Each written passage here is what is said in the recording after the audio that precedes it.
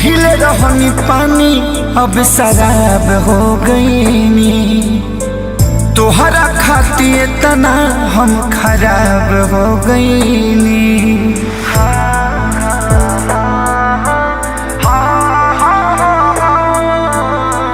पहिले रहनी पानी अब शराब हो गईनी, तोहरा खातिर तना हम खराब हो गई। से वीडियो कंटिन्यू बने रही है और लगातार वीडियो फोकस आएगा और मेरे को सपोर्ट कीजिए। बिना सपोर्ट कोई आगे बढ़ता नहीं है, बहुत मेहनत करना पड़ता है आगे बढ़ने के लिए, तो मैं मेहनत जारी है।